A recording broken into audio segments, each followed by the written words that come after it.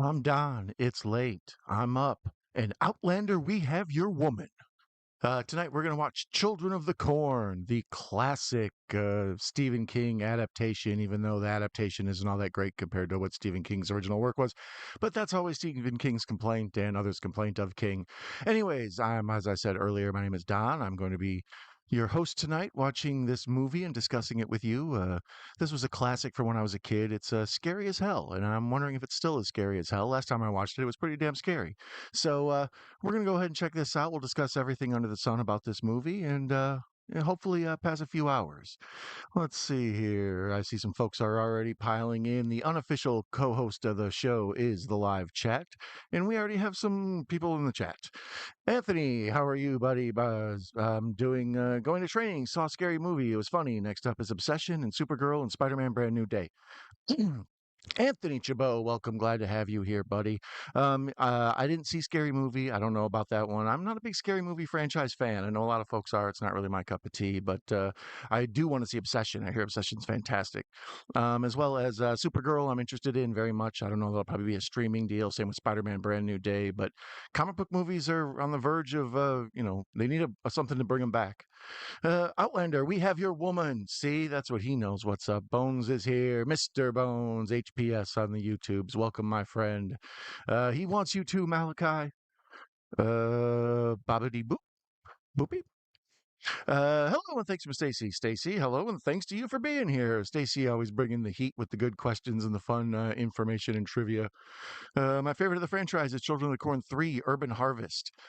I don't know I don't know them well enough. After this one, I never saw the most recent remake. I think Sci-Fi Channel did a remake, perhaps, and then there's the original ones that spun off of this, and they go all the way up to what Children of the Corn 666, something like that. I don't know. I think that's the one I saw where they brought what's his name, Isaac Malachi. Whatever, the short guy who's perpetually a child, not so much the redheaded guy, what's his name, R.G. Armstrong or whatever his name is. Let's see here. Don and Bones walked behind the rows. Gareth brought them into the light, and into the light they came. Yeah, well, what a creepy tale you tell. Hey, Acres. Hey, Mr. Bones. Anthony, welcome in, folks. Nice to see you. I'm thinking about doing a show buck and rise to raise money for my memoirs. Oh, snap. Yeah, I would like to get some publishing funds for that. I'd do a part of the telethon for you on that.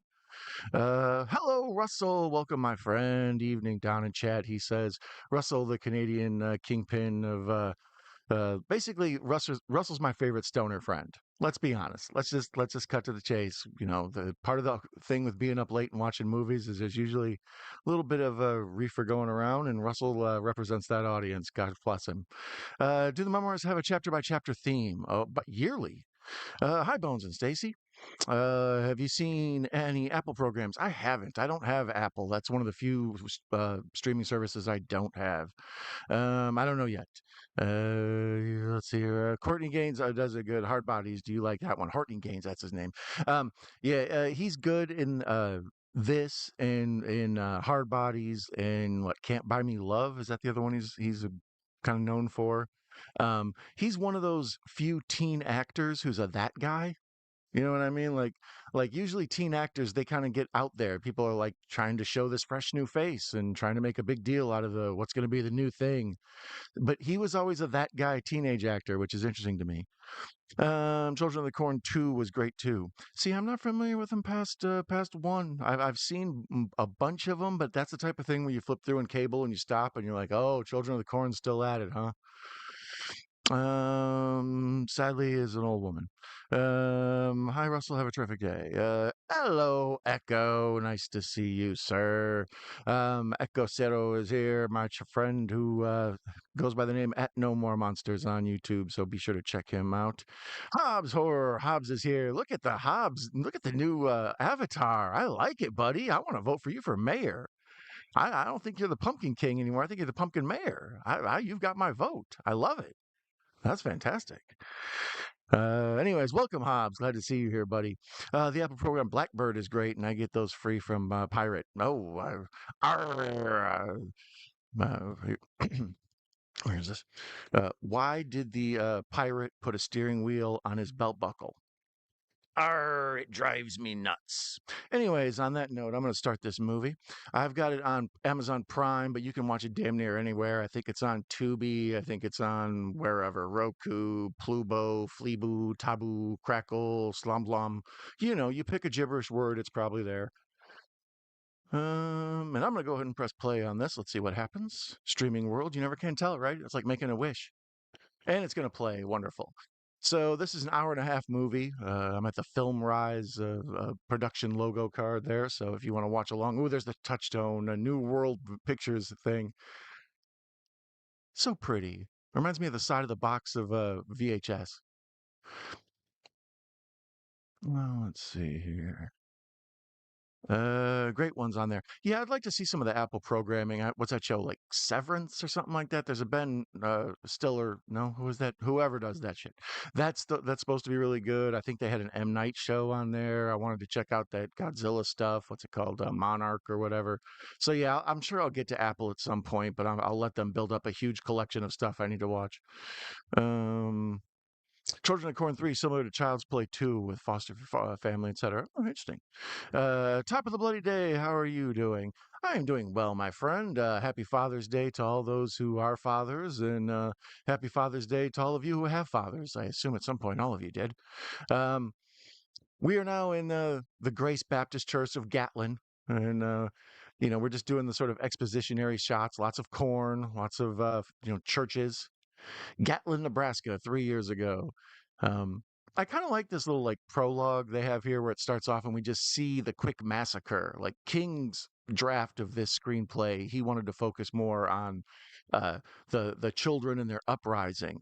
And the director who came on later and the people who rewrote it were like, let's change that around a little bit. And they made it more on this kind of slasher thing with the couple going through town and stumbling onto this mess rather than watching it unfold politically or whatever.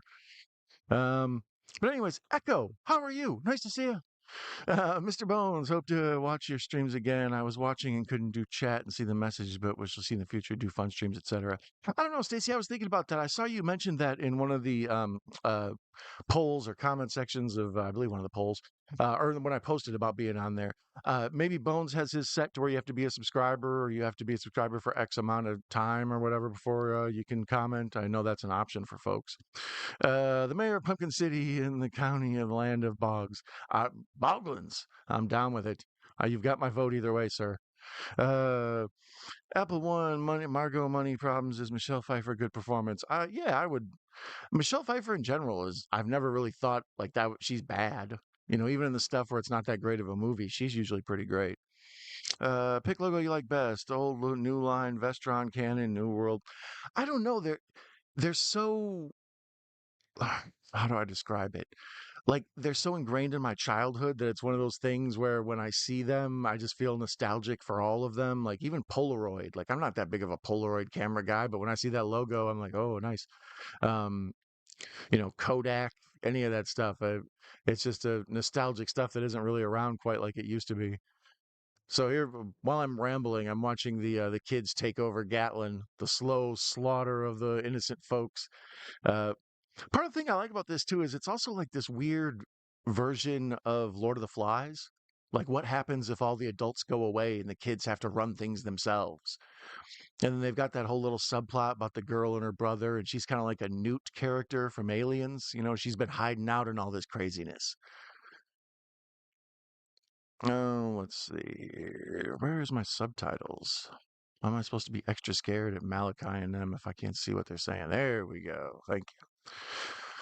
I don't know why they poisoned the tea. I thought they were evil and were going to stab everybody. Linda Hamilton does Silly Dance. Yeah, Linda Hamilton, she's had a resurgence lately. She's got like the nostalgia feel, so she turns up in a lot of stuff. Like Sigourney Weaver kind of did that for a while there too. She faded away, then she popped back up strong, and that's how Linda Hamilton is. I've seen her on a bunch of stuff. She was on Resident Alien. If you haven't seen that show, it's like a silly comedy.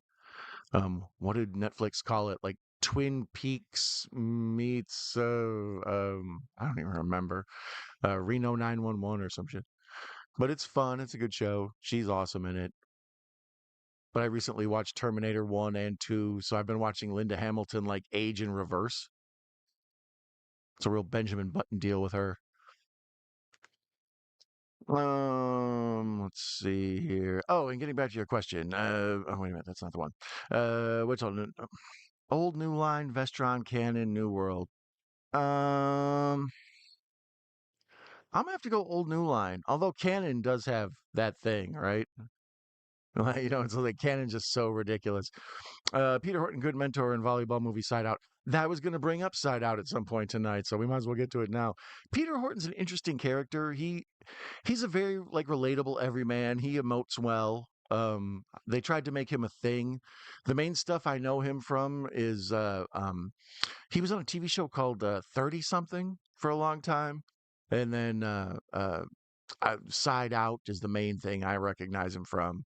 Um, but he always had just a very relatable everyman. He deep in thought with the eyebrows and the eyes and all of his acting. But Side Out's fun if you haven't seen it. If you want a good dumb movie, if you like just silly, some dudes trying to win a beach volleyball tournament, you know, but kind of awesome. Bones on bones. One has to have a father in order to do Father's Day. Mine is dead, so fuck Father's Day. Well, at some point, everybody has one. That's how we got here. But yeah, I agree. My father is no longer with us as well. Well, my birth father, my stepfather, is a very, very nice man. I'm lucky to have him in my life. So shout out to Tom Rutledge. But yeah, my father is no longer with us. Well, so I use Father's Day as an opportunity to you know think fondly of the man as I do every day. But supposed to throw out like a special extra love on top of it. So, but I'm obviously sorry for your pain and what you're going through on that, Echo. So I feel you, buddy. Same here, Echo. Echo should be in Mount St. Helens disaster movie. He's a guy who knows eruption is about to occur, and then he has a method to help the survivors, etc. Yeah, I could see him doing that. The kind of the action movie guy, scientist, and we get what's his name? Uh, Glenn Foster. What the hell's that guy's name that's in everything now? And I can't even remember his name. It's like they're Glenn Powell. That's his name. Glenn Powell. Get him, and then Echo like in him. It can be like a buddy team. Echo's funny. The whole thing. I'm watching The Wretched on YouTube for the first time, loving it. Never seen The Wretched. Is it good? Apparently it is. You said you loved it. Black Robert Targaryen Egerton and Paul Walter Hauser and Greg Kinnear. Great performance. Greg Kinnear is always solid. I've always liked Greg Kinnear. So here's Linda Hamilton and Peter Horton waking up, and we see they're just sort of the, generic cute couple. They're in love, and it's sweet. And like, I like the part where they're riding through the country, listening to, oldies. All that's good build up stuff.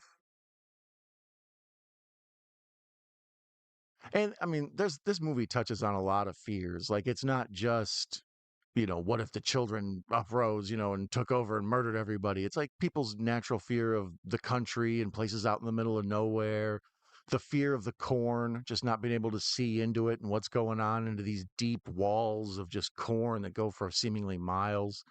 It's creepy. So it just touches on a lot of stuff.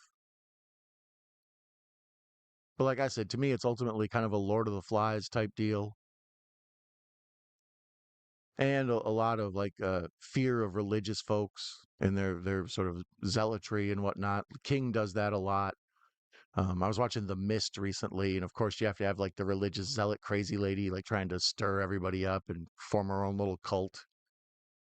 But this one is good because it makes you wonder if the he who walks behind the rose is real or if it's just religious stuff. Trying to get these kids to follow something that isn't there. So when it turns up, it's actually kind of scary and supernatural and amazing. That's part of the charm of this movie. It's both a slasher and a supernatural. Most movies fall into one category or the other. Here's Linda Hamilton does Silly Dance, as Stacy referred to it earlier.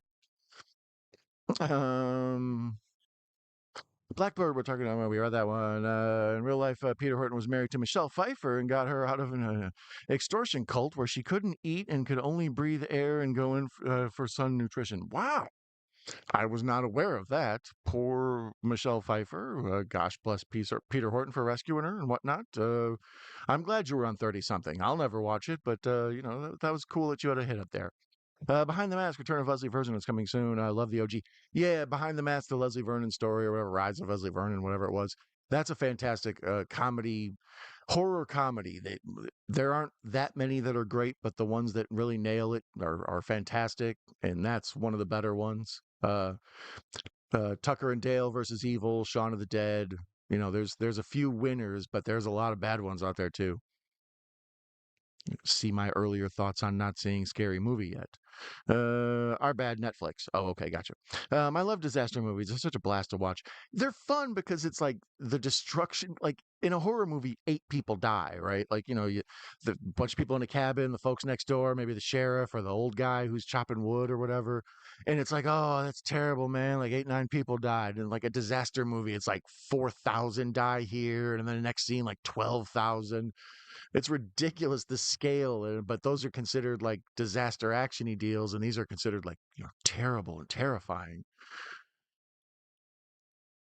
Ian Holm, and I don't know what my point is. I'm just saying, damn you, disaster movies for your falling rocks and whatnot.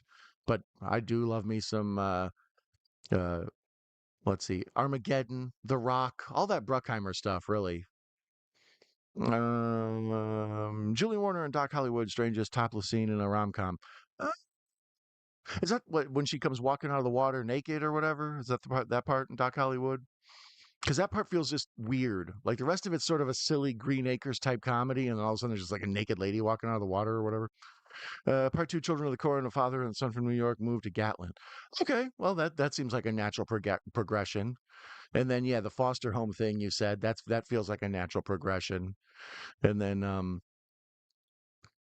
maybe real estate developer shows up and wants to do something. Maybe Kevin Costner shows up and wants to play baseball there.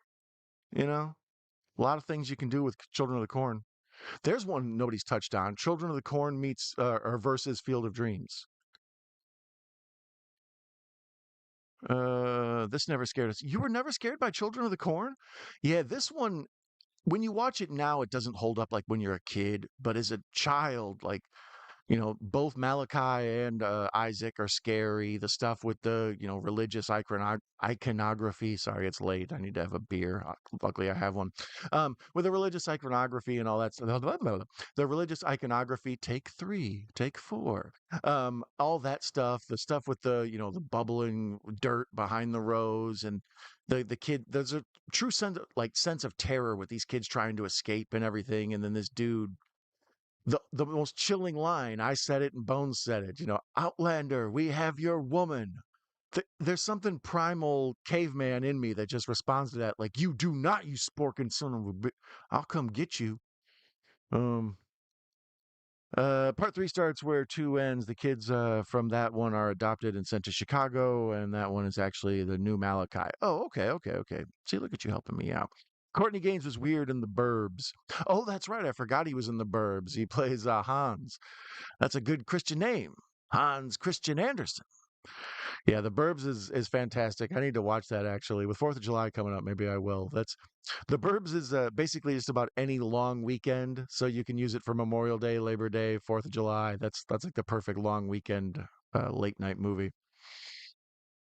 Um, the hotel guy in Ghostbusters, Michael Ensign, is in Children of the Corn 3 as headmaster, and when the new Malachi rises to take over the sermon, that is a good scene. Yeah, I haven't seen that one. The hotel guy, I remember him. The guy, I will not pay. Um, Daniel Cerny does good as the new children leader. They grow corn in urban alleys. Then foster father tries to profit from the corn. I think I've seen that one for sure late at night flipping bikes. It's like, oh snap, they got the little like weird Amish looking kids in the hood.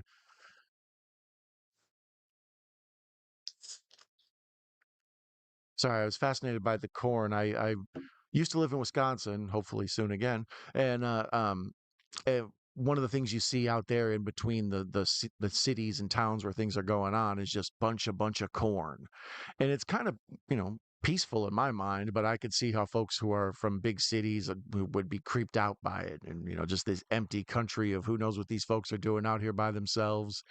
It's that same terror that Texas Chainsaw taps into, that rural horror where um you don't folk horror almost like you don't really know what's going on in each place, and when you get there it's easy to let your imagination run as to like what kind of horrible stuff these people are up to. You ever pull over somewhere and the town is just weird. Like even at a truck stop, I don't know, pull over, you got to pee or whatever, and you get out, and it's like, I don't know, people here are weird. I need to get out of here. And especially if you're from one of the coasts or you live in a big city and you're driving through the flyover country, as they call it. I could see a lot of fear of these folks. I like new lights. The ones tonight that I have, or New Line Cinema, or just new lights in general, because I always enjoy new light bulbs. They're kind of like new socks. It's fancy. But I was 28 years old. I don't know what that means, Russell. My real name is Hans Werner Schumacher. I think you told me that before. Russell, are you in the witness protection program? Rick Dukeman, underrated. Yes, he is. I enjoy Rick Dukeman. He's really good in the Burbs for sure. What Police Academy movie you like best? Wow, you hit me with that one. What Gareth, I believe, was watching Police Academy 2 today. Um, I like them all up. I celebrate the entire catalog of police academies. Let's be honest; they all have their. That's a pretty cool scene. For a slasher movie to not show any like cuts or kills and still have a bloody scene, like the kids are trying to run away from town and they slash the kids in the corn and the blood falls on the little suitcase. Anyways, back to this discussion of what police academy movie I like best. Saw the original in the theater with my dad, so that one's special. Saw part two in the theater with my dad, so that one's special. Part three, is that Citizens on Patrol or is four Citizens on Patrol? Whatever. I saw Citizen Patrol in the theater with my friends because we were into skateboarding then, and they got like a whole skateboarding sub thing with David Spade as like a Tony Hawk ripoff. Real weird. Um, the what is it? Mission to Miami, and then later Mission to Moscow, or whatever they are. When they started to get into that, I wasn't as interested. So we'll say either one, two, or is two Citizens on Patrol? I don't know. Whatever. Bobcat Goldthwait's fantastic in anything. Shout him out, love him. Do you have a favorite Police Academy character? Probably Hightower. People call me that damn shit all the time. Like they see me getting out of small cars and they have to bring up Police Academy.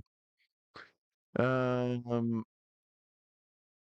yeah, yeah, him or the commissioner. What's his name? Commandant Lassard, whatever. Never really got scared as a kid. Really never got scared as a kid? Yeah, like from an early age, I watched horror because I was up late at night, and that's where I found almost all of these movies. And so here, these people are sorry to take a break and talk about what happened in the movie because plots are developing. We see one of the kids who tried to run away from Gatlin and escape the corn cult. He gets hit by these two people.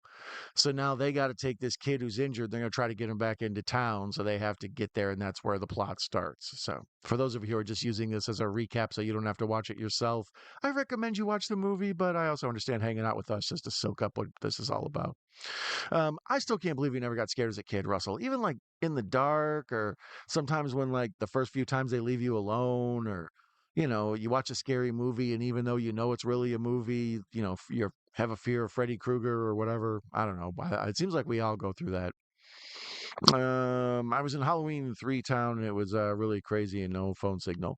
Oh, the town we have, we're at the Season of the Witch town. What was that? I think when we watched that, you told me about that.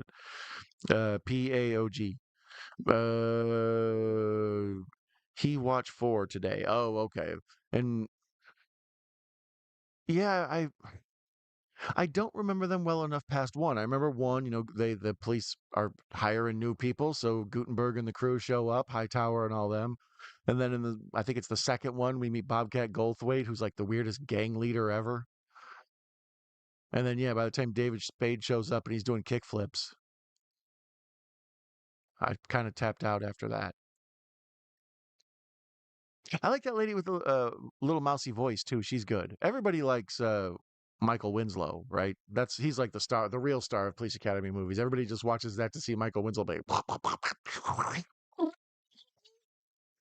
Thank you. That was my best Michael Winslow impersonation. It's one of the only ones done anywhere in America today.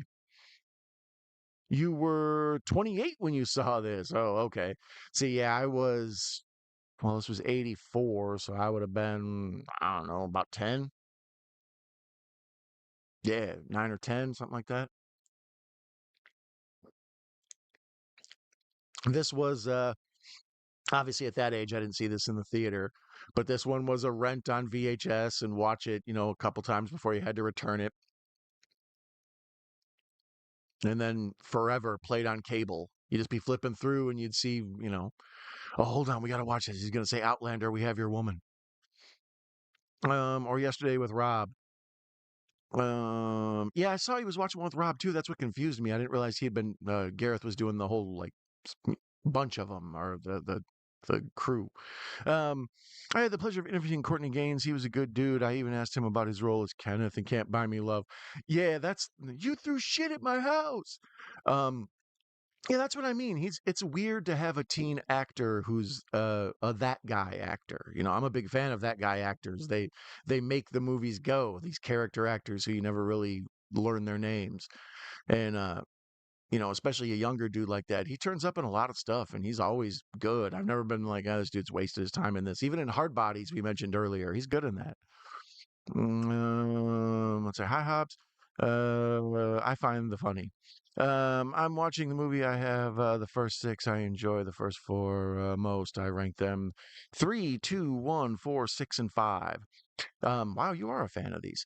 I Yeah, like I say, this is the main one I dig, and then every now and then you'll be flipping through cable and just see parts of them. I watched a little bit of the Sci-Fi Channel remake. I think they remake it again, like, I don't know, within the last 10, 15.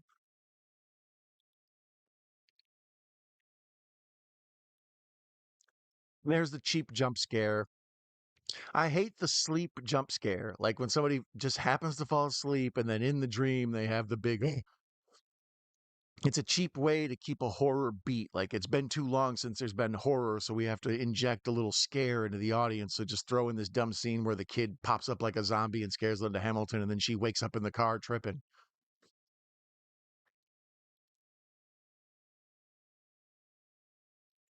So he put his body in the trunk with the spare. Russ Akers, everyone in the chat, hope all is well. Thank you, Hobbs. I hope all is well with you, buddy. You're awesome. Michael Winslow auditioned for America's Got Talent. He did. I thought he was already successful before America's Got Talent.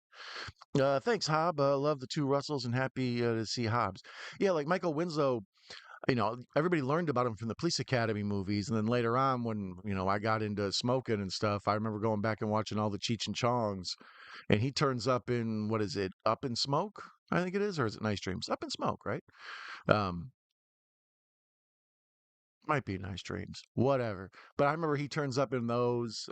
He was kind of part of that LA comedy scene in the 80s. He did a lot of stand-up stuff. I remember like back when they used to have Comedy Central or whatever it was called, and you would watch stand-up comedy clips all day on there. He would turn up every now and then. Whoever thought we would have a Michael Winslow discussion? Courtney Gaines and Gavin Funches from Children of Corn 3 were good, play together in the 2000s. I was not aware they were theatrical actors. And one from 2022 was not good. Okay, see, there you go. I thought they remade it, but that's how on my radar it was. Because they remade all the Kings back then. Like, out of nowhere, they remade Carrie and they remade Firestarter and stuff. And I was like, I don't want to go back and watch these. Behind the Mask, Leslie Vernon returns. Russell getting paid for that. Doing some shout outs. I like that the two little kids who refuse to participate, getting back to the movie discussion, I like the two little kids that refuse to participate in the evil murder. Like they just go find a nice house to live in and they play dress up and Monopoly and stuff. Like I said, they got a real like Newt and Aliens vibe. They're just laying low and letting the horrible awfulness go on around them. This one I probably haven't seen in, I don't know, 5 years or so at least. It's been a minute. That's part of the reason I wanted to watch it.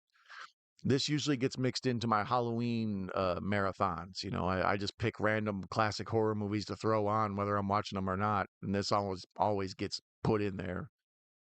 Christine, Cujo, a bunch of the King adaptations do.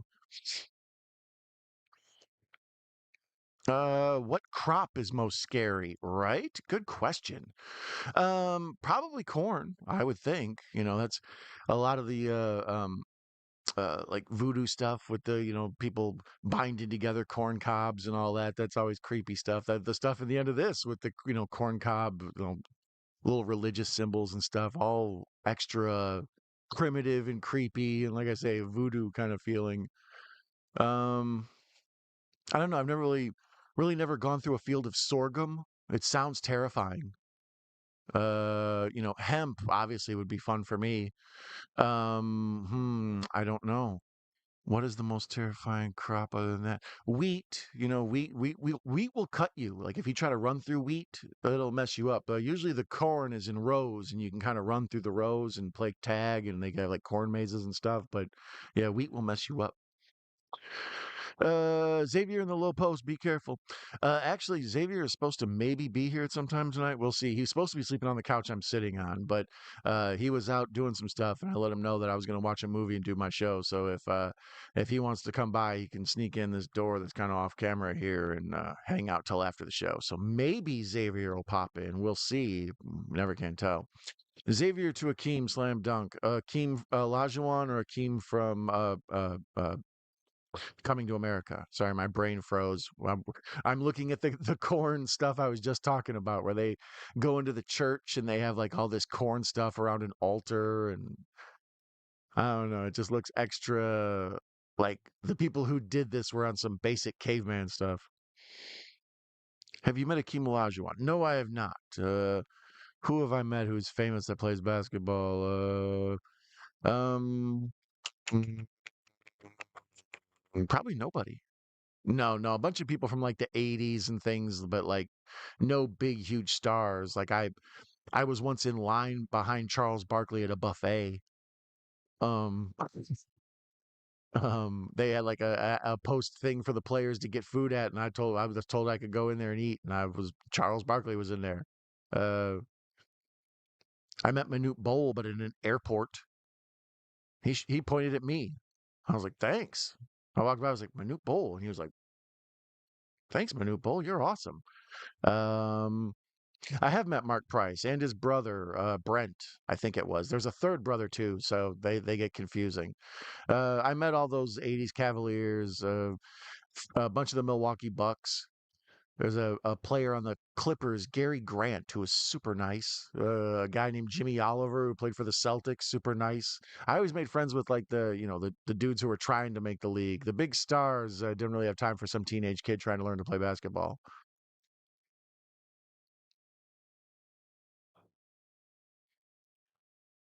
So yeah, and here they like I say, part of this movie, the scariness of it is the rural sort of religious stuff because you don't know what these people are into out here on their own.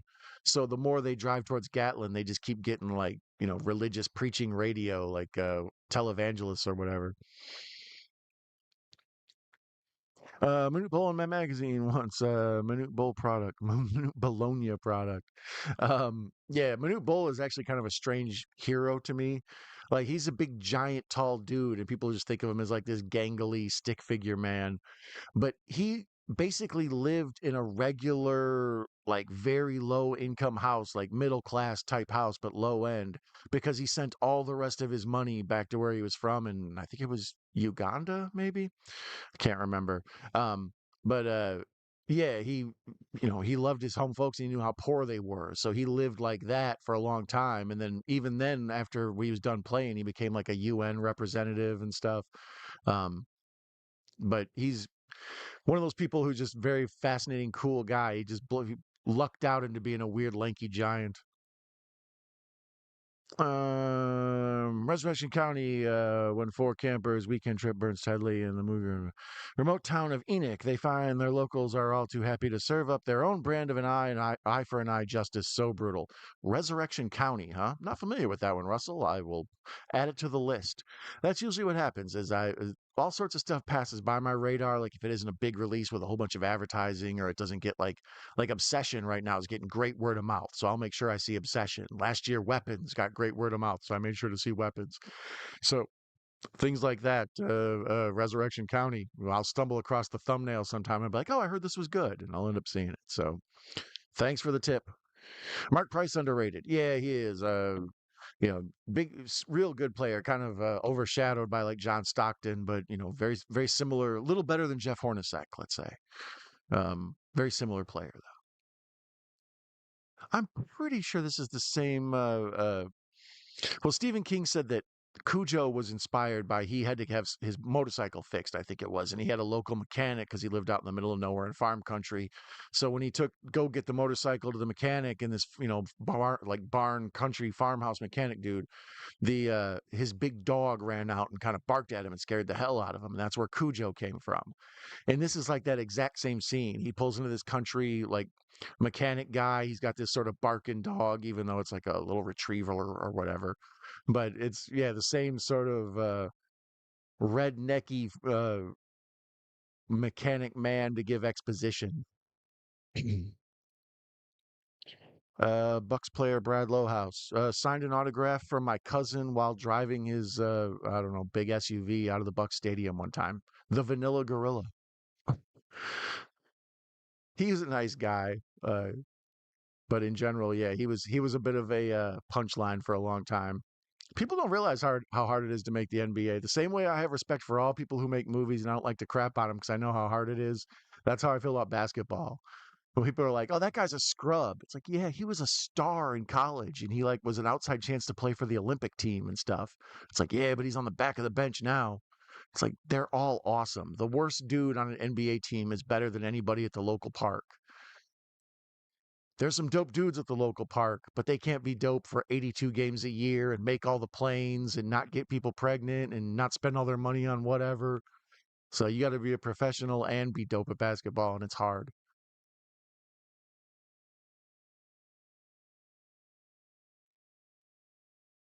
This is kind of a creepy scene that, this is where the old mechanic gets bit here or, taken out by the crew. I like how they tried to avoid Gatlin. We'd rather go to Hemmingford. Thank you very much. Anthony Mumar would love to see. Me too, right? Mark Price Trick or Treat film with Jen Simmons. Yeah, right. Skippy from that was one of the things about the basketball player Mark Price is he had the same name as Mark Price from Skippy on Family Ties, and he's in yeah Trick or Treat as you mentioned, the weird like heavy metal movie. That's a good one though. That's an underrated one. Trick or Treat. So now they realize somebody's been messing with the highway signs, and no matter what happens, they end up by Gatlin.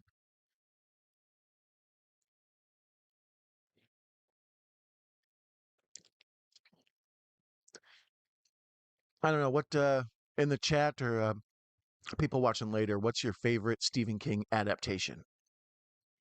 Most people go to the obvious Shining, which is funny because it's the like most I don't know the worst adaptation. Like as far as trying to follow what King did. A lot of people like Christine, Cujo. It obviously is very popular. The original Tim Curry one and then the new Andy Machete ones. Muschietti, or however you pronounce his name. I like machete better. It sounds cool. Oh, creepy children laughing. So here's some cool time lapse photography to show that things have gotten evil. What most vloggers use to show like like a outside shot, like an establishing shot, is now supposed to be evil in the 80s. Needful Things is good. Yeah, Needful Things is underrated. I like both versions, the short sort of regular movie version and then like the 4 hour one or whatever. Um, A lot of people hated what's it called? Cell, I think, with Kuzak and Samuel L. I saw that one not too long ago. Eh, it was a decent enough ride. Um, I like The Mist. I think most people would say Shawshank Redemption is probably ultimately the best Stephen King adaptation. But when I ask that question, I kind of mean horror. You know, what do you call it? The Green Mile is fantastic. Stand by Me is fantastic. But as far as horror, it's really hard to get a good Stephen King perfect adaptation. A lot of them end up like Dreamcatcher. Man struck, killed by falling tape measure in Toronto. Wow, that's unfortunate.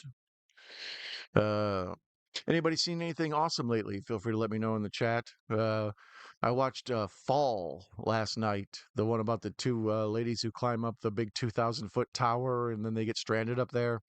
It's kind of the what are they called, free climbing version of Frozen. Not the Disney movie, the one about the people stuck on the ski lift.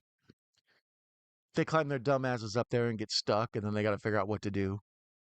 Pretty decent though, surprisingly good. I'm afraid of heights, so it gave me sweaty palms. I watched The Mist in black and white better than color.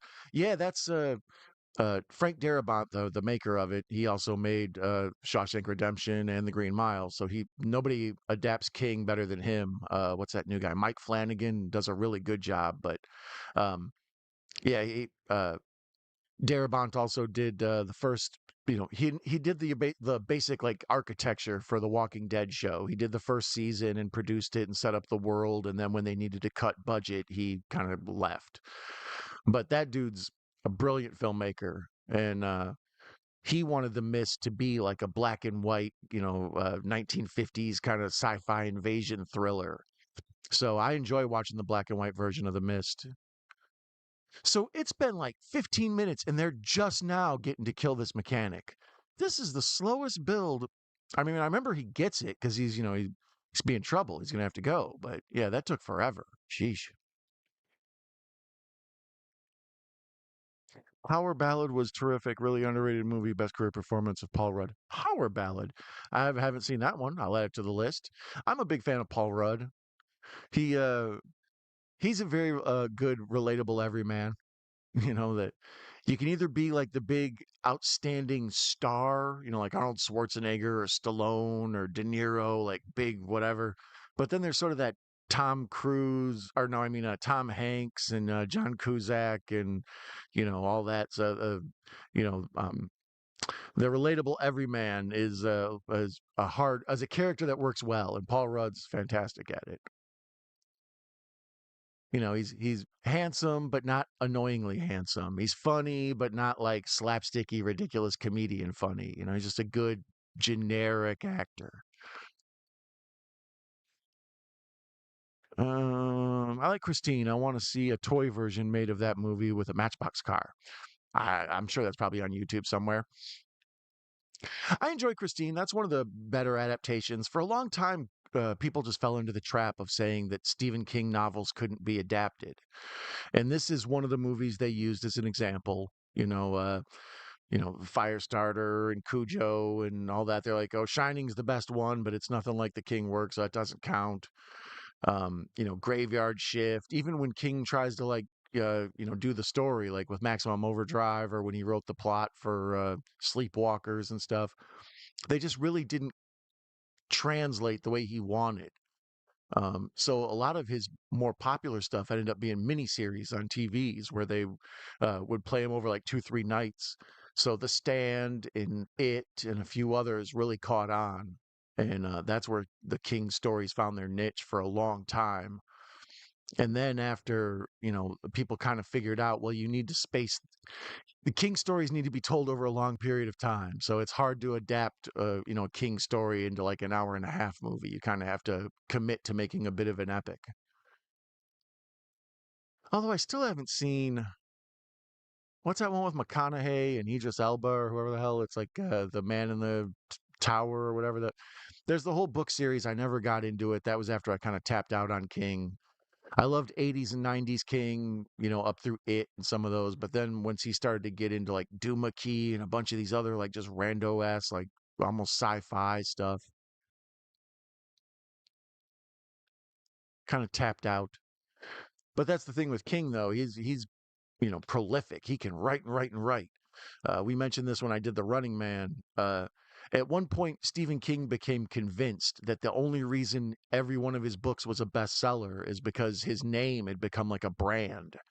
So he became like annoyed that the Stephen King brand was a thing that just sold books, whether it was good or not. So he invented this pseudonym, a pen name, Richard Bachman, and he wrote, I don't know, several novels or whatever, and a bunch of them became bestsellers. So he like affirmed to himself, like, that he actually is worthy of all the praise and that he could do it even without, the wind behind his sails already when he starts. And Richard Bachman was the writer of Running Man. Um, But it's funny, after a bunch of Bachman stuff came out, people noticed the writing style was just like Stephen King's, and they kind of, eventually confronted him. And at first he denied it, and then later on he admitted, "Yeah, that's me." Makes me wonder if there's like a third King pseudonym out there floating around. So here we're having sort of this religious church scene out in the corn, extra scary with these creepy ass backward hit kids.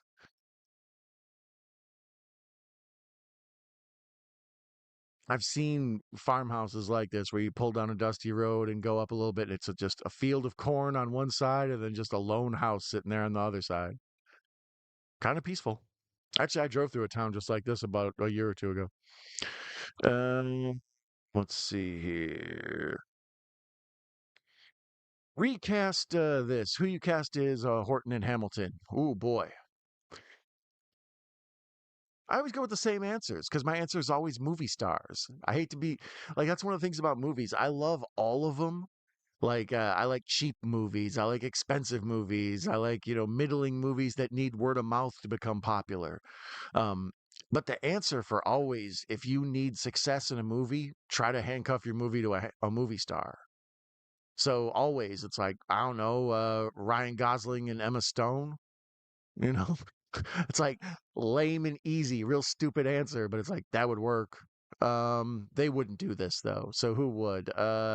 Maybe Jake Gyllenhaal and pick random blonde lady du jour.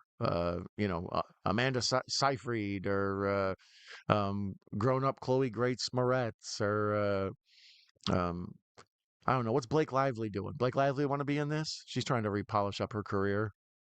There you go. Have Ryan Reynolds and Blake Lively be in this, and then the people will root for them to get murdered instead of the other way around. I don't know. Who would you cast, Stacy? Give me some Dreamcast from folks who are still awake and paying attention in the chat. If you can move your fingers, let me know. Or if you're not using your fingers for other things, let me know who you would cast as the two lead folks in this, the Outlanders.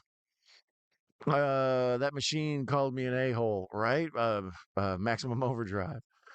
Hearts in Atlantis is good. Oh yeah, I forgot that was a King adaptation. I don't think I've ever seen that one. I kind of know the story, but um, The Rotten One in 1998, an ambitious young director discovers the perfect actor for his breakout zombie movie after a mysterious meteor turns his lazy father into the living dead. Watching for the first time. The Rotten One, huh? Yeah, I'm not familiar with it. Give it a watch though, Russell. Thanks for the heads up, buddy. Did you like the Dark Half movie? I did. I don't know, I don't know, a year ago or when it came out on streaming, I was watching The Monkey or Monkey, whatever it's called, The Monkey, right? And that one, to a certain extent, gave me vibes of The Dark Half.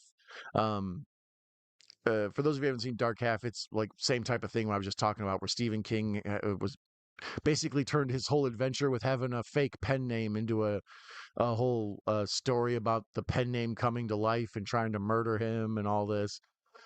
Timothy Hutton, I think, is in it, and he's really good. It's funny to see bad Timothy Hutton. Like he's got like the 5 o'clock shadow and like the earring, and he looks crazy.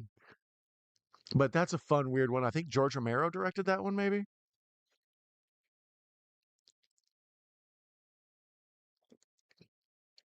I like that Gatlin's dead.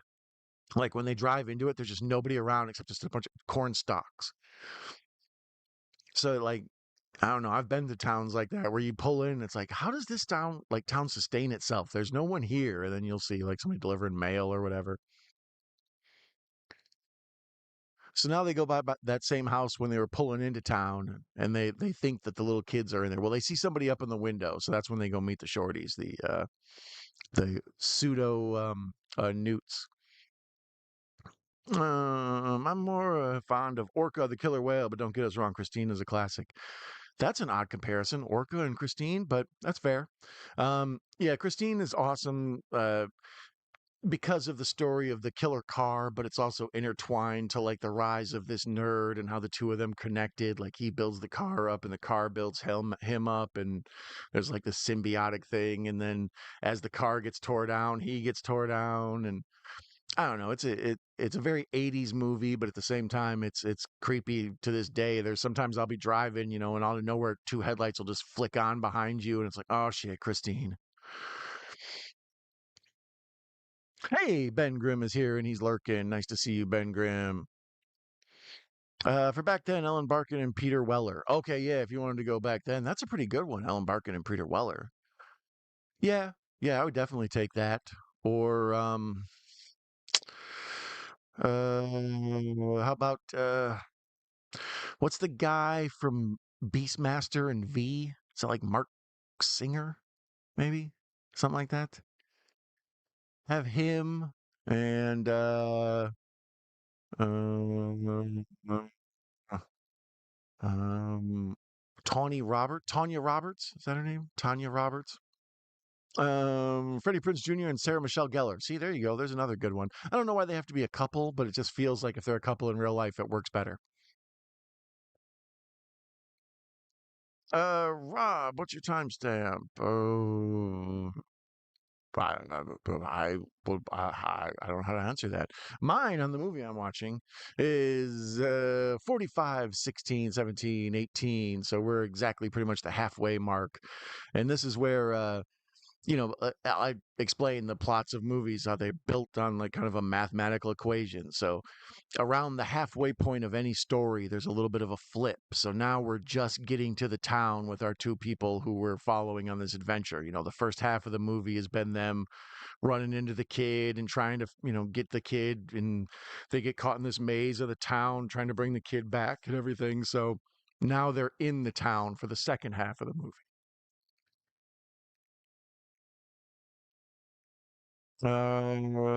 Russell says Mark Singer. Yes, nice. Ben Grimm, straight out of Gatlin. Speaking of Ben Grimm, Graveyard Shift. There you go. There's another Stephen King adaptation. What about what's the killer washing machine? What's that one? The Mangler, I think it is. Folks saying hi to Ben. What do you call this movie in New Zealand? Right? Children of the Sheep, Kids of the Kiwi. Right? So now they're just kind of lurking around this house looking to find the two little kids, or they don't know who they're looking for, but lots of like, handheld camera following them around, lots of like, cuts to empty door or doors closed and the door opens up into the camera as a bit of a jump scare, just trying to pass the time to get their hour and a half movie.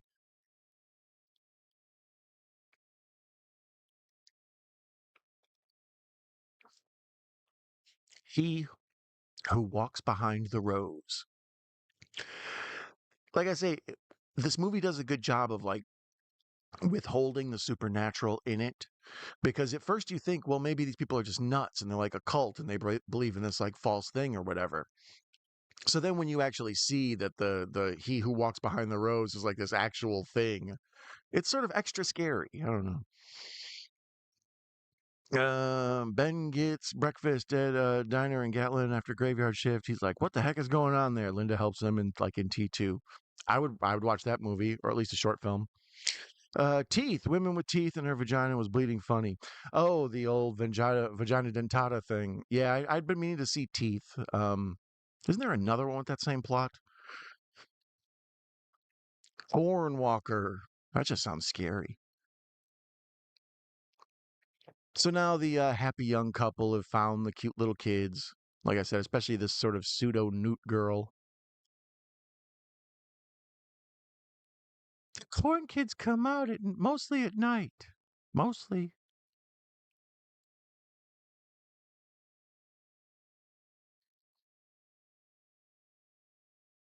So here she's just pretty much doing exposition. She explains to them who Isaac is and who Malachi is and how they got a little cult jumping off. And the adults are like, oh, you're nuts, little girl. We're out of here. Completely disregarding the fact that they're the ones who broke and enter into someone's farmhouse. You guys truly are outlanders. Um, Rubber film with the killer tire. Yeah, I'm a big fan of Rubber. I actually watched it on the channel before, so it's a good point or a good time to point out that you can find more than 100 previous movie commentaries available at the Night Owl Movie Talk YouTube page, as well as in your favorite podcast provider. So Rubber is in that collection, as well as a whole bunch of Stephen King movies. Uh, Dead Zone. That might really secretly be my favorite King adaptation. I've done that one. We've done Pet Cemetery. You can't go wrong with Pet Cemetery. That's probably the best actual scary Stephen King adaptation. Um, Big fan of all his stuff, really. Just King in general is sort of a fascinating man, and his weird mind of a million different topics being crammed into one story is always interesting. We've done Maximum Overdrive on the channel because how can you not do Maximum Overdrive? Bubba. Um, the corn acts well. It does. Make James Bong, Dr. Nug first movie. That I'd be interested in watching. Definitely be on Tubi. Splinter was great. Cool effects. I don't know if I've seen Splinter. Goldbinger. Binger? Goldbinger. Goldbinger. So here's Linda Hamilton, who has like the best convention catalog, like filmography ever. It's like, yeah, I was in T1, T2. I've been in a bunch of TV shows. If you need sci-fi or horror, Linda Hamilton's been there, damn it.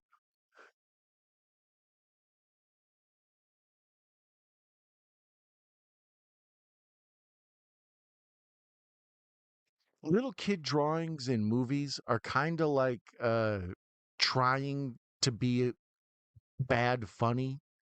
Like to pretend like you're trying to tell a joke but then do it poorly is a hard act to do. It's a certain type of talent in acting. And then the same with this, like making little kids like pictures that they draw. It um it either looks too adultish or too like scribbly with your hand, like a fool drew it. So it's very hard to get the right tone of your child crayon drawings. I see them in movies all the time. It's like an adult clearly drew that. Or other times you're like, did that just like give that to a chicken and let them just scrawl it with their chicken fingers?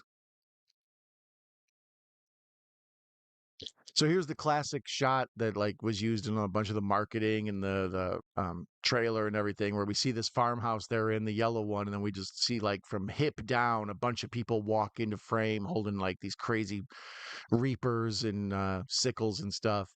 It's kind of a different take on the classic Texas Chainsaw Massacres shot with the booty walking up to the farmhouse. Here we just see a bunch of booties step into frame, and we get a feeling it's like a powerful cult kind of thing, real purge like.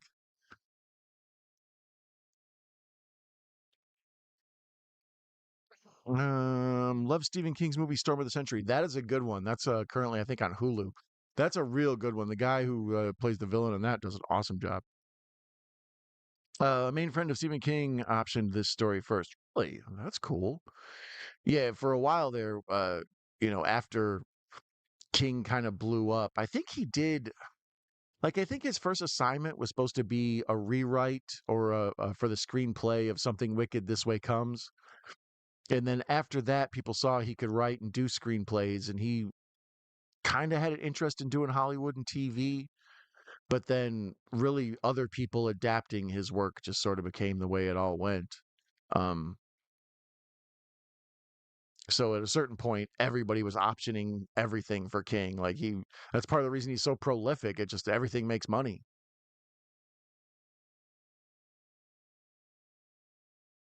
The creepy little like, okay, these kids have taken over this town. They've killed all the parents, but now they've gone through and just decorated everything with corn stalks.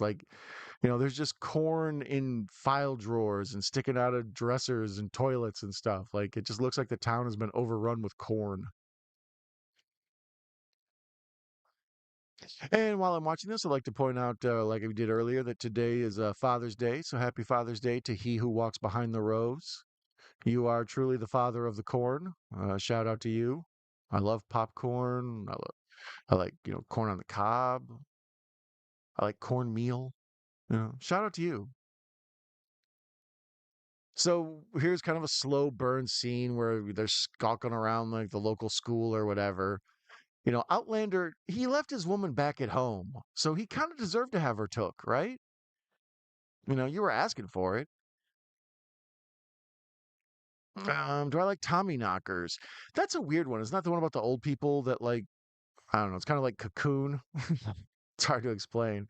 I think that was like, yeah, one of the CBS ones. Um, it's weird. King obviously, had so many stories. He sold them all over the place, but most of the time he was on ABC. But when CBS did a few of his, they weren't as good. Like more of the quality ones that lasted seemed to come out of ABC. But Tommy Knockers was all right. As I recall, it was slow towards the end. I don't remember. Who Can Kill a Child? A film with creepy kids was not that bad. I've never seen that one. My favorite King era was '90s miniseries era. Yeah, that's what I mean. Late '80s, early '90s, like especially when VHS became a thing, and you could get like the stand on the two tape box set, or we were talking about Storm of the Century earlier, and I don't know. I need to rewatch the King version of The Shining. The miniseries with dude from Wings and what Rebecca De Mornay maybe. As I recall, that was more intended to be true to King's work, but it comes up short. It's nowhere near as good as the Kubrick version. So here, the children of the corner making their run and trying to get Linda Hamilton, but it's cut really well with Peter Horton looking at a picture of a dragon attacking a princess. And then there's the Shining homage shot, like the axe comes through the door while she's leaning against it. So many movies have to give a shout out to that. It's like, well, if somebody's behind a door, an axe is coming through it. Go ahead and stick your face in the hole. Just do the whole thing. Um, what King movie you like better? Can't Buy Me Love or Taking Care of Business song movies? um, I pick 9 to 5. No, I would go Can't Buy Me Love. Dead Kids, aka Strange Behavior, is underrated. Is that Katie Holmes and all them? Is that Strange Behavior? Or that's Disturbing Behavior? Never mind. What's Strange Behavior? I always say I've seen so many damn movies. Titles are my big trip up because everything just starts to sound the same after a while. It's like Strange Behavior, Strange Brew, Stranger Things. It's all the same. So now this child and her cute, precocious little drawings has to draw the capture of the Outlanders. Take the time to use crayons to draw knife attacks? Settle down, little girl. So my man has gotten lost in the middle of nowhere, gone to the school and all this, seen the town has been taken over, gets his woman lost. Excuse me, and his shirt is still perfect, crisp, white, lots of starch. So this dude who plays Isaac, he has that disease that Gary Coleman had and Webster had, and sorry, Emmanuel Lewis. A lot of folks who play children in movies have a tendency to end up having this disease. They look young no matter how old they get. Like my man started to have gray hair and he still looked like a little boy.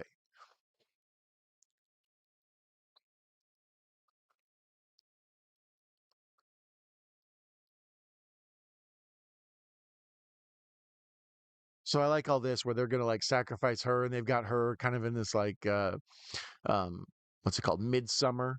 So like she's in this garb and ready to be like sacrificed and offered up to he who walks behind the rose. And I think there's also, like I say, the whole stuff with like religious fear, but also like particularly rural religious people. Like I'm scared of, snake church and stuff. If somebody's like, "Hey, you want to go to snake church with me?" I was like, "I'm busy that day. Sorry, bro." So yeah, the farther people get out in the middle of nowhere and they kind of doing their own thing, the weird stuff they come up with has always been something scary to people. Happy Father's Day. Mine has left us. Yeah, mine is no longer with us either, Russell. I have a stepfather and a father-in-law. I'm very blessed on both counts. Most people hate either one of those, but I'm lucky. And I myself am a stepfather as well as a father. So happy Father's Day to me. Gosh darn it. I liked Langoliers. Langoliers. Linklater's has terrible special effects, but the rest is awesome. It's like like a sci-fi kind of a Twilight Zone sort of thing, and these people trying to unravel what happens, and at the very end, there's the giant space vagina, right? Wild. Ben was in the stand. Ben Grip. It's similar strange behavior from the '80s. Louise Fletcher and Michael Murphy and Dan Glora, the Billy the Kid from Bill and Ted One. A strange behavior. Louise Fletcher. I like Louise Fletcher. Robert Duvall's James Caan role in Misery would have been good for that. I think so. Misery is another really good King adaptation. That's what I mean. For a long time, just the stock answer was that King movies aren't good. The books are good, but the movies aren't.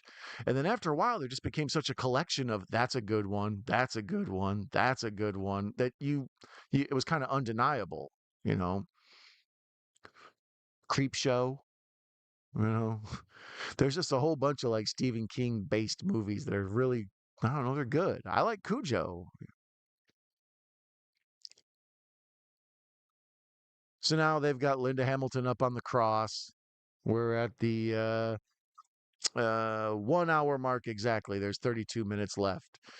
And the creepy kids, you can just tell they're like brainwashed and culted, and they got the farm stuff. They look like American Gothic.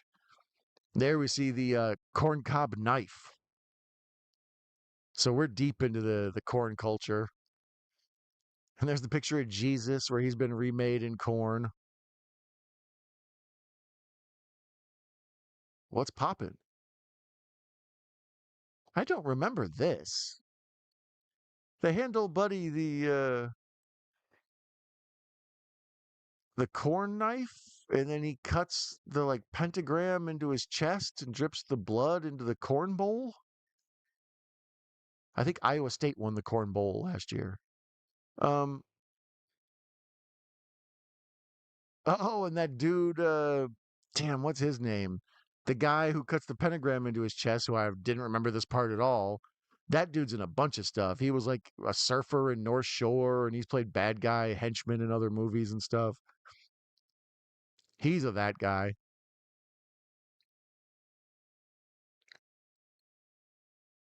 He's like, "Hey, today's my birthday." He's like, "Sorry for interrupting it, pal." Let's get to the bottom of what my man's name is and give him a shout out.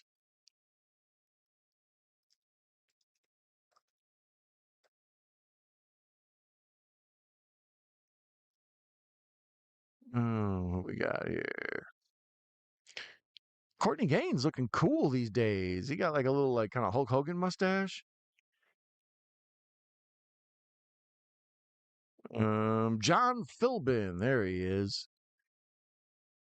Yeah, he was in North Shore, The New Kids. That's what I remember him from, The New Kids.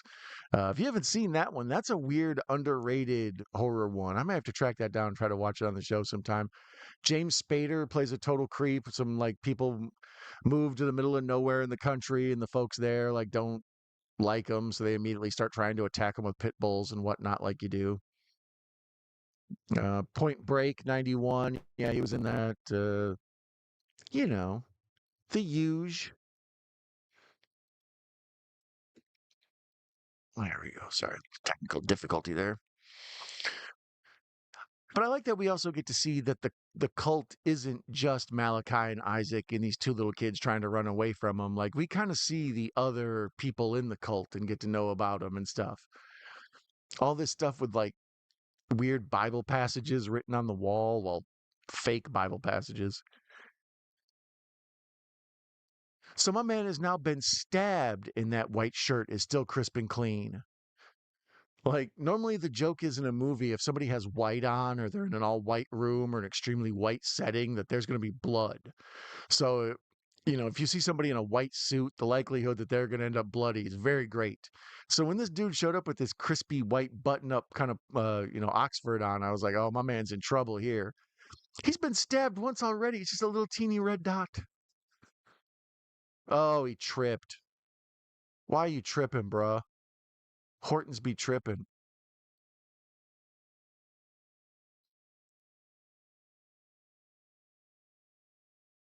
Since this is Night Owl Movie Talk, I wonder if Horton hears a hoot. That was a terrible one. I'm so sorry. I can't believe I said that. I take it back. There we go. Outlander! Hey! I love this downtown area and stuff. It just looks so like 40s and retro, but it's abandoned. I'm assuming they must have found some town that was like had a low population and then, filmed in the time of day when nobody was around.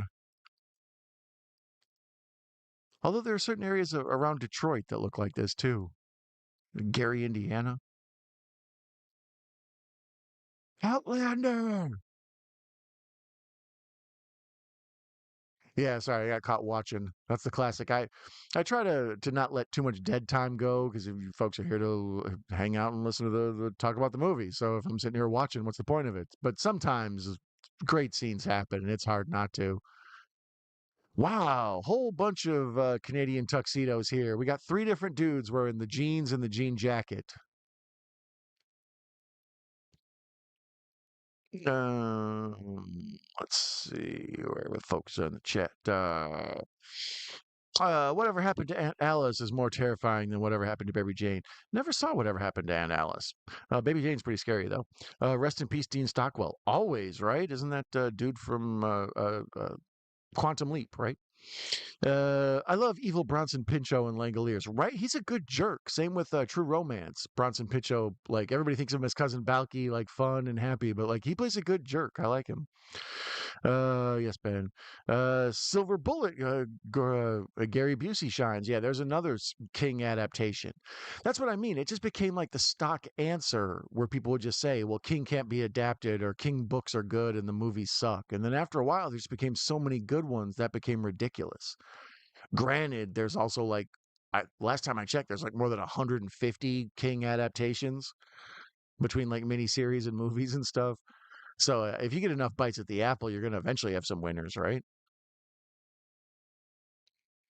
Now that's pretty cool. He pulls the knife out and holds it at his side while he's looking for Peter Horton there, and the way it looks is exactly like the cover for Halloween, like the blade, the way it's curved, and the dark shadows behind him and stuff. It's like a looks just like the poster for Halloween.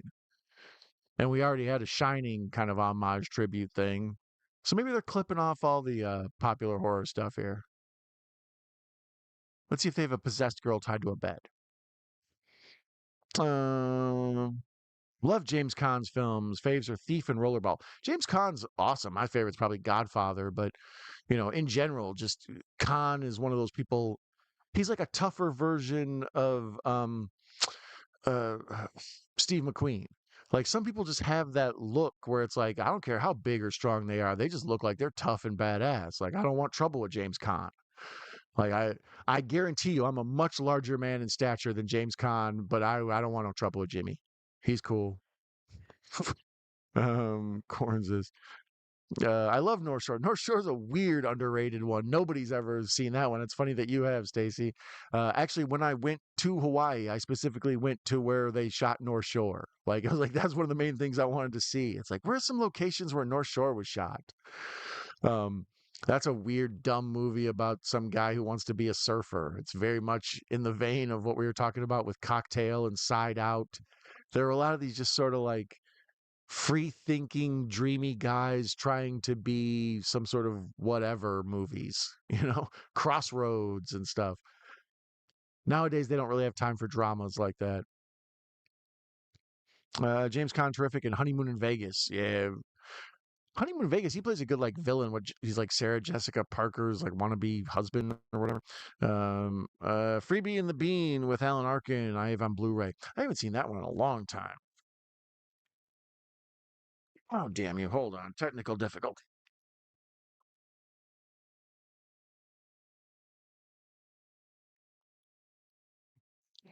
There we go. Sorry. Every now and then the cord for the camera keeps coming undone, and I don't want everything to go dark here in the middle of the show, especially since we're coming around the final bend of this movie. We're at the 1 hour, 8 minute mark, so there's 23 minutes left, probably. Once you cut off the credits, about 20. So we're wrapping it up. Here's the whole part where Isaac and Malachi are starting to splinter. Often happens in these cults, you got the kind of leader, smaller, weak guy, and then you got the muscle guy, and then eventually the muscle guy starts thinking, well, why am I taking orders from this guy? Right? I don't know. I've watched a lot of cults implode in my time. Trust me. Red Hot Chili Peppers were in Point Blank. Yeah, that's kind of the one fun thing, or one of the many fun things floating around in Point Break. Like for some reason, Flea and Anthony Kiedis are there. Filming Turtle in North Shore. Shore, yeah, Shaka, bro.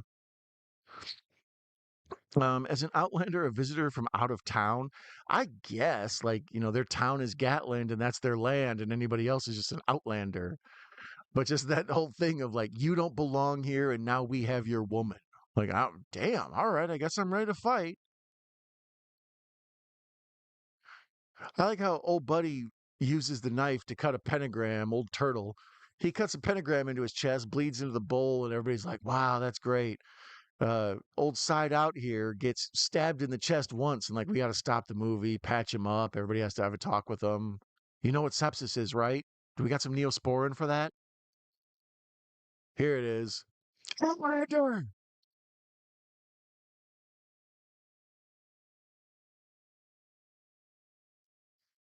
Outlander!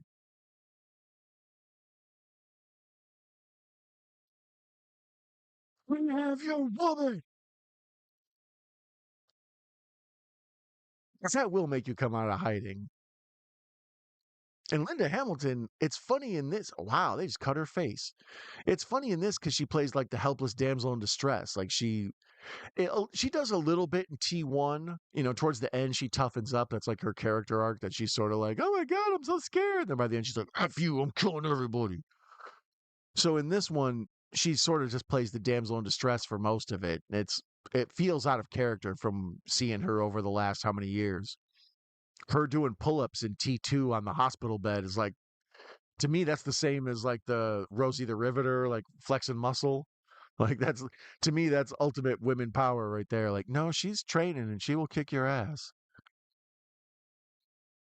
Ask those twins from Gremlins 2. She messed them up. James was in a western with John Wayne, who was bald. I didn't know that. Was the movie called Who Was Bald? Children of Corn 2, they made an old woman's mechanical wheelchair go wild and she gets in an accident. Isn't that Gremlins? They need to sue. Um, Sometimes they come back as good. Yeah, I have a feeling that when Stephen King was young, he must have got his ass kicked by greasers, like a bunch of Arthur Fonzarelli and like extra cast members from Grease, like the Thunderbirds or whatever T-Birds. They must have kicked his ass because he has a definite fear of greasers. Like if you got a leather jacket and if you've ever owned a switchblade comb, Stephen King is afraid of you.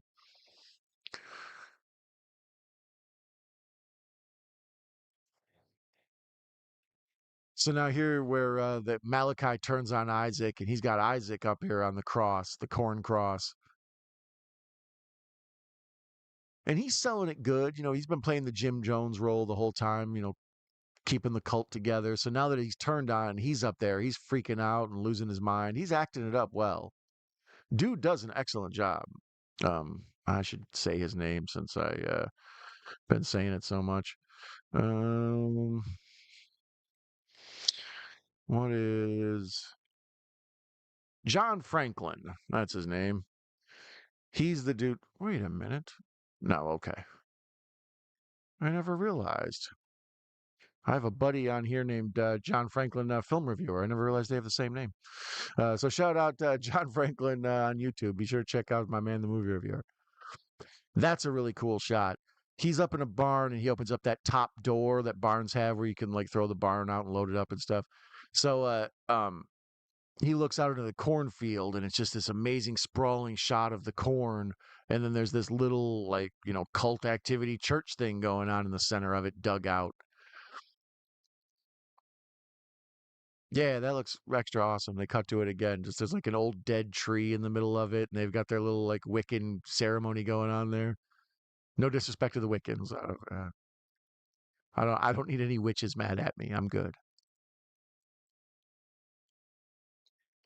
So of course, like any good guy or good guy, that's redundant. Like any well-shaped good guy, competent protagonist, my man waits till dark.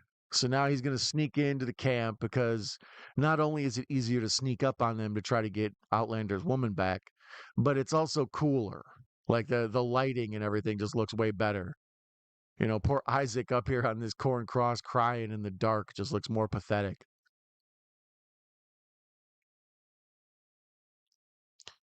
Corn Cross Pathetic Isaac would be a good name for your punk band or your improv group. Sometimes they come back as good. Prefer The Shining book than the film. Yeah, a lot of people do. A lot of big differences. We watched The Shining and Room 237 before, which is a really cool documentary about The Shining.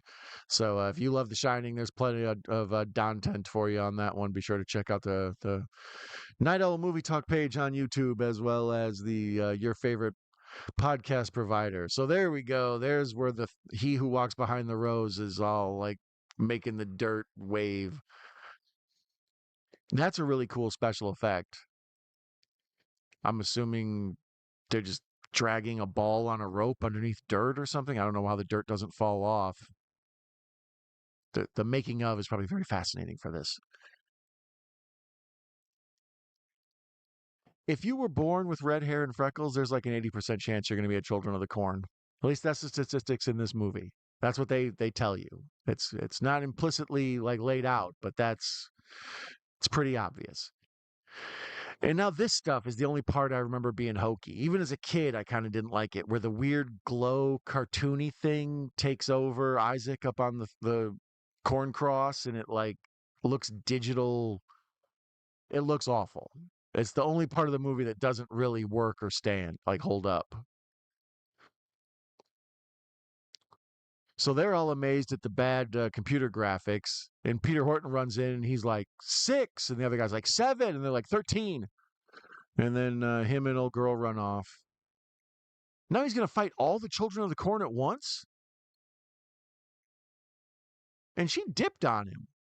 He's like, come on, bring it, you weird cultist. And she's like, all right, I got Terminator 1 to be in. See you later. Actually, at this point, Terminator 2. So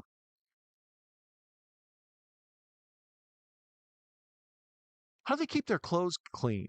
Like, seems like these incompetent children wouldn't know about the finer nuances of hygiene. Like, look at old boy Slackjaw back there with that dark jean jacket on. He's for sure, he doesn't know how to bathe himself properly. I can tell. I can smell him from here. That's 40 years ago.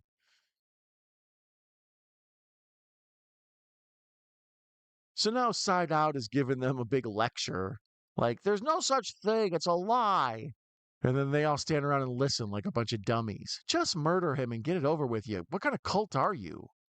When it was time to murder mom and dad, you guys were about it. Now it's like, oh, let's just stand around and listen to the lecture from the dude from 30 something. But Courtney Gaines is putting up a hell of a fight. He's got Horton. I got $10 on Gaines. Did I call him? Um,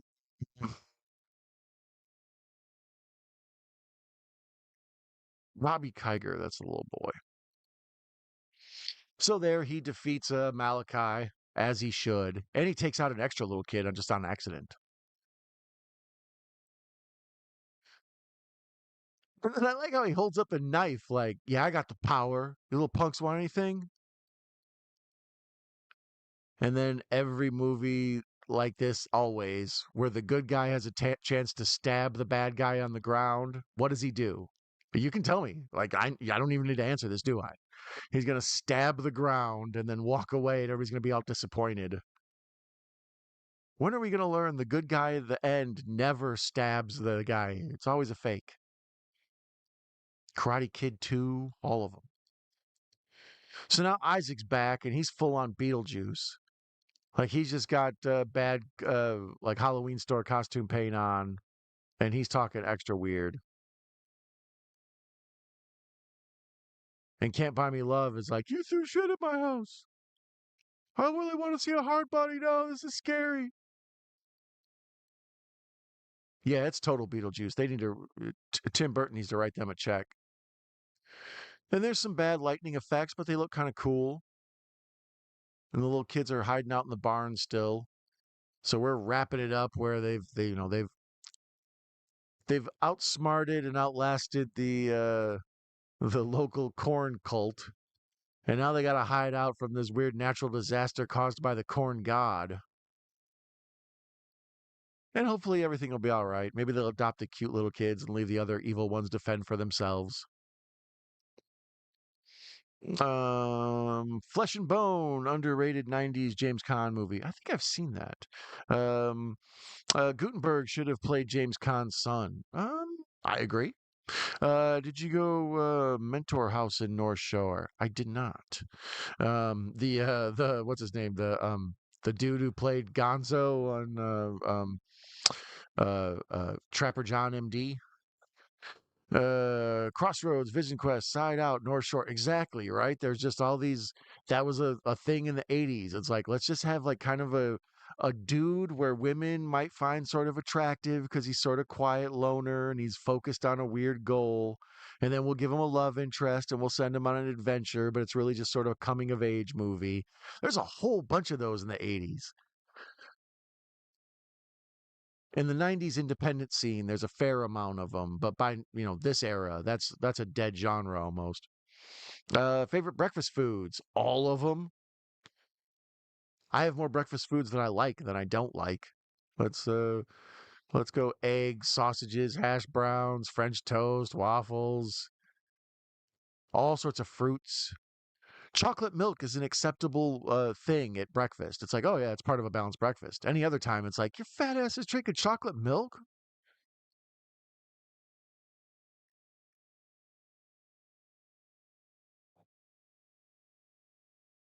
Never mind. Never mind. So his shirt is a little bit dirty. It's got a tiny blood stain because they made him take it off to patch it up. But other than that, like, yeah, very little sweat. John McClane in Die Hard wants to know your secret.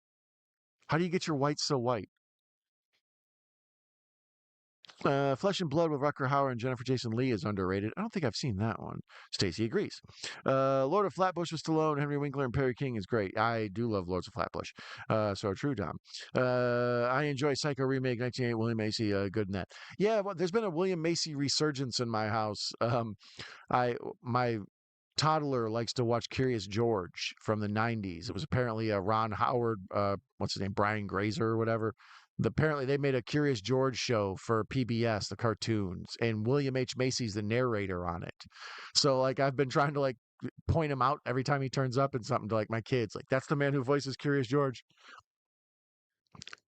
Mrs. Night Owl primarily knows him as Frank Gallagher, so from Shameless. I think you'll enjoy Children of the Corn 2 and 3. I might have to check them out. It's been a minute since I've gone on a good corn fest. Side Out does a good lecture. I like Side Out. Well, I like C. Thomas Howell. Uh, there you go. There's your relatable everyman. C. Thomas Howell. They were going to make him a thing for a while. He was like the younger, like more likable version of Gutenberg. Gaines has a fun ranking the women in Hard Bodies opening credit sequence that has so many fun scenes. Hard Bodies is a strange movie. Like that movie they wouldn't make nowadays. Like just sexist creep dudes who are like trying to get women drunk and have sex with them and stuff. Like, yeah, I don't know. That movie not so much, but back in the day, I mean I watched it a bunch of times. It was one of the first predecessors of Skinamax. Like it's a comedy, but there's just accidentally a bunch of boobs and stuff in it, kind of like Last American Virgin and Porky's, and sort of those descendants of Russ Meyer.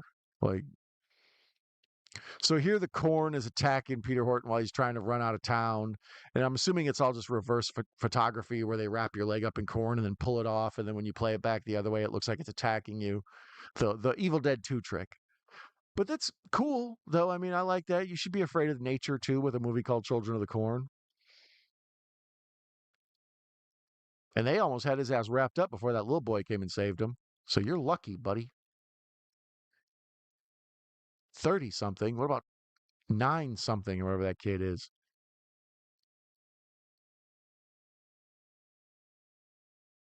So here's the big climactic end. They're like trying to explode the gin or whatever this is, the cotton mill, the tractor, whatever the hell that is.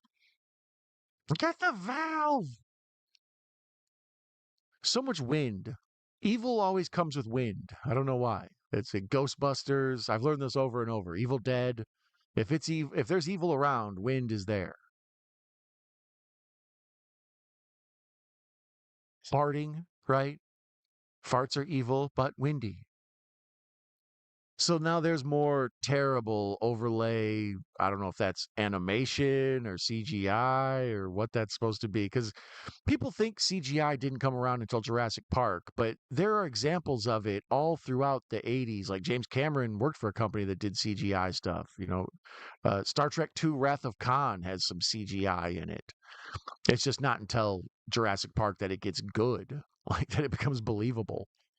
Like that whole scene in Return of the Jedi where they like, show the Death Star and it like spins around and it's like a hologram. That's all, yeah, early CGI crap. So now the corn waterer is going all over the top. I don't know what they fertilizing it, pesticiding it, but it explodes. And the big explosion. Okay, they put the gas all in there. So basically, the thing that waters the plants, they fill it full of gas and then they light it up and they blow up the cornfield.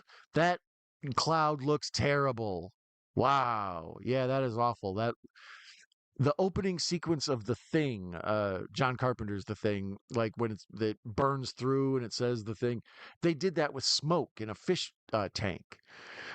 And I think that's kind of what they did here. They just blew a bunch of smoke behind glass and then filmed it because I don't know, the border around it, the outline just looks terrible. But here's that same shot of the impressive shot of the dirt kind of plowing itself as that little boy runs.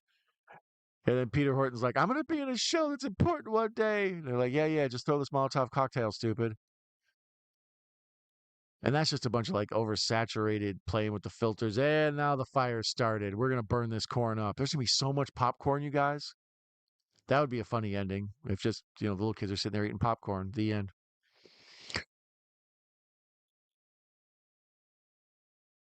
So Linda Hamilton runs out in her skirts and she's like, I need you guys to come back. I have to get to Terminator 2. Hurry this up.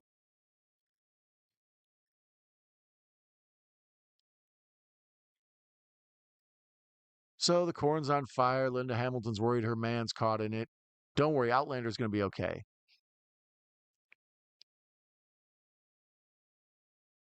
And then this kid who just met them earlier that day is like hugging them, like, oh, yay, we did it. Like, back off, kid. I just met you. And you were hanging out with a bunch of murderous creeps. So, prove yourself to me a little bit.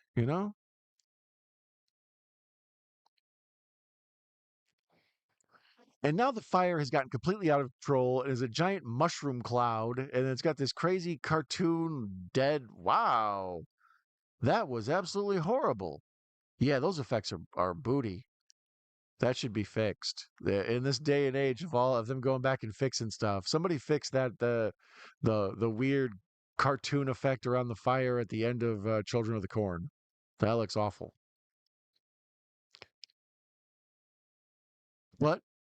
We see the cornfield on fire and a slow dissolve to them walking back to their car like, ugh, what a day, am I right? Can you believe this? Our car broke down and your whole family in town got murdered. Pretty much the same.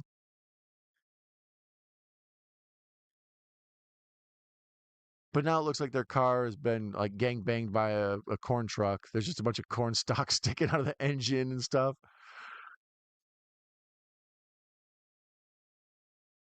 And it looks like they're going to have to hoof it. And there is 4 minutes left. So you guys better start hoofing it fast. No, one of the few movies where the couple actually stays intact and they end up like, happy and kissing at the end. Like normally the dude would get killed off, right? Maybe modern day they would kill off the woman to really mix it up and make the guy the protagonist, but usually they kill off the guy. But now here we have these like two kids who are like totally cute and precocious, and it's like the end of Night of the Comet. It's like, okay, we're just gonna start a family. We've been through this traumatic experience. We'll adopt you guys. We'll just play house. Matter of fact, that big house you were living in, can we move in there? And he gets in the car and hears ODB, the crazy drug broad, and she tries to kill him with one last little jump scare. See, this was the thing. They weren't following the rule that once the monster's dead, your movie needs to be over. So you kind of knew something else was coming. She looks like the heavier version of the dude from the Warriors who says, "Warriors, come out and play." Yay. She has the same haircut, at least. Speaking of haircuts, a lot of haircuts this past week on Mr. Bones' HPS channel. We watched Marshmallow over on the Midnight Hour, or no, over on the Boneyard. Sorry, it's late. Over on the Boneyard last Tuesday. So be sure to check out Mr. Bones' channel. That was a fun time. I liked it a lot. Also, we recently watched Child's Play as well as Wolfman with Julia Garner pretty recently as well. So be sure to check out those and as well as the rest of the back catalog there. I'm going to close out saying the last few folks in the chat and say goodnight to them. Watch out for Purple and Blue Corn Cult. They mean business, right? I'm scared of any corn cult. It sounds like my butthole's in danger. Full English breakfast. Some sausages. Henry Winkler was in the gangster film Crazy Joe with Peter Boyle and Joe Gallo. Henry Winkler is awesome in anything. I recommend Night Shift, but it works. Have you seen the Toho movie Matango, where the island is a giant mushroom trying to eat them? I haven't seen that. The Toho movie Matango. No, that sounds like one I would watch though. Jeff Goldblum was first filmed with Death Wish with Charles Bronson. Yeah, he plays like a real sort of like ridiculous like gang dude who's like assaults his Charles Bronson's maid and a variety of other people. Yes, Russell, I love Crazy Joe. Great one. Wrong type of corn. Great stream, Don Ingrid film. May you halfway to heaven before the devil knows you're dead. Good night and Godspeed. I thank you, my friend Russell. You are awesome. You're always a pleasure when you're here, my man. As well as Stacy and Mr. Bones and Hobbs Horror and Anthony Chabot and Ben Grimm and a variety of other people who dropped in and said hi. I appreciate all of you so much. Thanks for the event and bye to Russell. Child's Play with Mayanne was a great stream. Thank you. I appreciate that. Yeah, if I was going to watch Child's Play, I had to have Mayanne there. And I couldn't watch this tonight without you. So I'm glad you were here. And I thank all of you for joining me. And be sure to check back some other time and hang out with us and watch more stuff. Be sure to hit like, subscribe, all the stuff you're supposed to say at the end of an internet thing. And the thing I say at the end of every internet thing, man, the mouth is dead at this point. Sorry, guys. Is I wish all of you happy Father's Day and green grass and high tides forever. Adios, amigo.